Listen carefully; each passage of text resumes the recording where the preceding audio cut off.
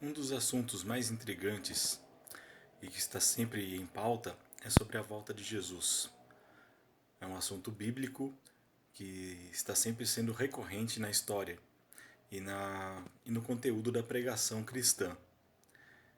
Queria, nesta oportunidade, meditar contigo sobre um texto que o apóstolo Paulo menciona uma qualidade, ou melhor, um tipo de pessoa.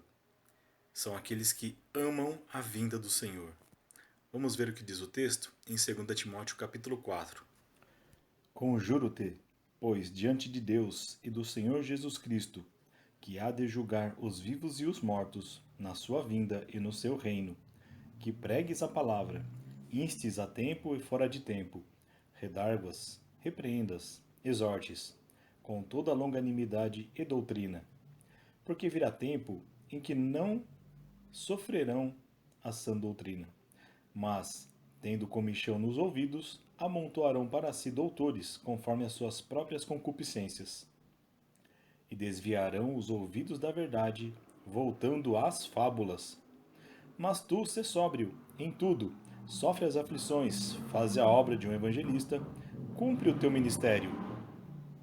Porque eu já estou sendo oferecido por aspersão de sacrifício, e o tempo da minha partida está próximo. Combati o bom combate, acabei a carreira, guardei a fé. Desde agora, a coroa da justiça me está guardada, a qual o Senhor, justo juiz, me dará naquele dia, e não somente a mim, mas também a todos os que amarem a sua vinda.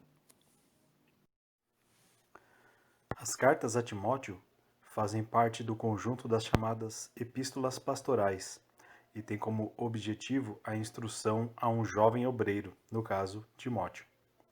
O apóstolo Paulo também expressa aspectos de caráter pessoal e seu afeto para com Timóteo.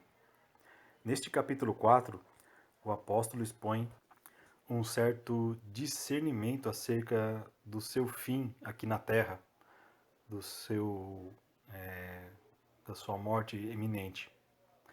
Em tom de despedida, ele expressa a esperança da vida com Jesus, além ou após a morte de seu corpo físico.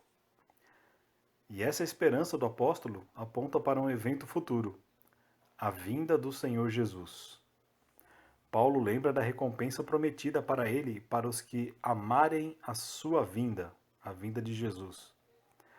E ele se utiliza do conceito popular, à sua época, de uma premiação esportiva, chamada Coroa de Louros, que era uma ideia que se percebe também em outros textos, que vamos ver a seguir. E essa coroa de louros era concedida aos vencedores e representava esse triunfo conquistado e também simbolizava honra. Porém, para Paulo, ele vai associar esse símbolo de coroa de louros com a justiça, a coroa da justiça, e evoca o caráter justo de Deus na concessão de galardão aos que vencerem.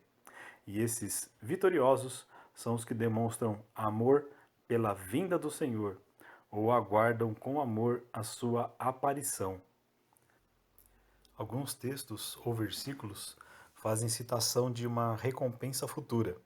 Por exemplo, Mateus 6, 19 a 20 vai falar sobre para não acumular tesouros na terra, mas para que sejam ajuntados ou acumulados tesouros no céu.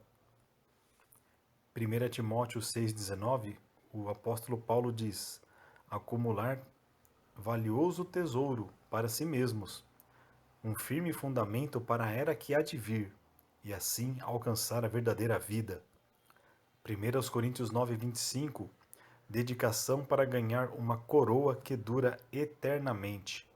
Tiago 1,12, feliz a pessoa que persevera na provação, porquanto após ter sido aprovada, receberá o prêmio da coroa da vida, que Deus prometeu aos que o amam. 1 Pedro 5,4. Ora, assim que o Supremo Pastor se manifestar, recebereis a imperecível coroa da glória. E um dos mais conhecidos, Apocalipse 2,10.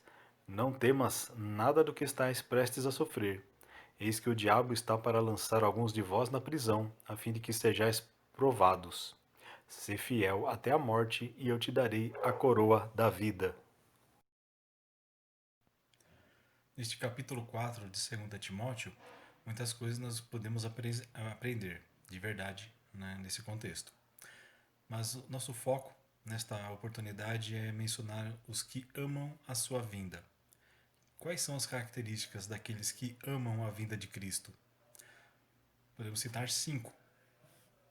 Os que amam a Cristo, os que amam a sua palavra, os que amam sua presença, os que renunciaram ao mundo, os que vivem como peregrinos. Vamos ver cada um desses 5 itens. Dentre muitas ideias que o capítulo 4 de 2 Timóteo nos traz, uma delas é de que a carreira cristã é semelhante a uma maratona, pois tanto o evento esportivo como a nossa vida neste mundo tem um final. Somente os que perseveram até a linha de chegada serão devidamente recompensados. Neste contexto, como explica Craig S. Skinner, guardar a fé é uma expressão grega cujo sentido é de lealdade, semelhante a uma outra expressão hebraica sobre permanecer fiel à aliança, ou ainda preservar a verdadeira fé. Os que amam a Cristo. Há muitas pessoas que demonstram aí uma certa devoção, adoração e até algum sentimento para com a pessoa de Jesus Cristo. Mas é importante lembrarmos que o termo Cristo está associado ao Messias, esperado por Israel, ao ungido de Deus profetizado para ser o Redentor, o Salvador de seu povo, e não só de seu povo, mas de todos os que nele creem, sendo a ele atribuído a expressão o desejado das nações. Assim, os que amam a Cristo são os que reconhecem que Jesus é o Cristo, é o Messias prometido, e a ele se submetem. O princípio fundamental da religiosidade e espiritualidade no Antigo Testamento está contido no Shema, no Ouve, ó Israel, que está lá em Deuteronômio 6, versículo 5. Amarás o Senhor teu Deus de todo o teu coração, de toda a tua alma, de toda a tua força. Os que amam a vinda do Senhor, então, são os que expressam amor a Deus com todo o seu ser, capacidade, entendimento, vontade e sentimento, além de reconhecerem que esse Cristo, esse Jesus, ele é o Messias. Os que amam sua palavra. Neste capítulo 4 de 2 Timóteo, Paulo ele exorta, ele admoesta a este jovem obreiro acerca da relação com a pregação e ensino da palavra, pois haveria tempo em que muitos não mais suportariam a sã doutrina e se cercariam de mestres segundo seus próprios desejos e cobiças. No Evangelho de João, vemos o importante ensino de Jesus, acerca do qual deva ser nossa relação com as suas palavras ou com o seu ensinamento. Quem tem os meus mandamentos e lhes obedece, esse é o que me ama. Aquele que me ama será amado por meu Pai, e eu também o amarei e me manifestarei ou me revelarei a ele. Se alguém me ama, guardará minha palavra. Meu Pai o amará. Nós viremos a ele e faremos nele morada. Aquele que não me ama, não guarda as minhas palavras. Se vós me amais, obedecereis aos meus mandamentos. Jesus então parece estar trazendo para si uma ordenança antiga, lá em Deuteronômio, no capítulo 11, 13, que se vê algo parecido, no que diz que se de fato obedecermos aos seus mandamentos, que ele ordena hoje, amando ao Senhor Deus e servindo a Ele com todo o coração e com toda a vossa alma, ali haveria bênção, ali haveria, né, um resultado positivo da manifestação de Deus, da glória de Deus, da presença da sua graça na vida daquele que obedece. Na segunda epístola ou carta de João, nós lemos que "E o amor é este, que andemos segundo os seus mandamentos. Este é o mandamento, como já desde o princípio ouvistes, para que nele andeis." E na primeira epístola de João, lemos que Porquanto nisto consiste o amor a Deus, em que pratiquemos os seus mandamentos, e os seus mandamentos não são penosos ou pesados. Os que amam sua presença. No capítulo 14 do Evangelho de João, vemos que uma consequência de guardarmos ou de obedecermos a palavra do Senhor é que ele se revelará ou se manifestará a nós e em nós. Nessa relação espiritual, temos a presença de Deus em nossas vidas. Ninguém que odeie a presença do outro irá permanecer junto. Amar a presença de Deus é uma característica dos que amam a vinda do Senhor, pois a sua presença, além de tudo, traz algumas bênçãos que podemos aplicar no nosso dia a dia, como por exemplo, a presença do Senhor consola durante a nossa peregrinação terrena, nossa caminhada, nossa jornada nessa terra. A presença do Senhor proporciona descanso, tranquilidade. A presença do Senhor encoraja para os novos desafios. A presença do Senhor traz conforto no momento da provação. Os discípulos ficaram muito apreensivos quando Jesus estava ali sendo torturado e morto, de maneira que eles estavam ali ficando sem a presença do Senhor em suas vidas, não tinham mais aquele contato próximo com o Senhor. Mas Jesus ressuscita dentre os mortos e se manifesta a eles, se revela a eles e traz novamente um consolo. E antes disso mesmo ele já havia profetizado que um consolador, um outro consolador viria, seria trazido à terra e a sua presença continuaria junto do seu povo, da sua igreja. E uma coisa interessante da presença de Deus é que ela também nos traz alguma responsabilidade. Desde o princípio da formação da nação hebreia, do povo de Israel, na pessoa de Abrão, nós vemos Deus chamando Abraão para andar em sua presença e ser perfeito.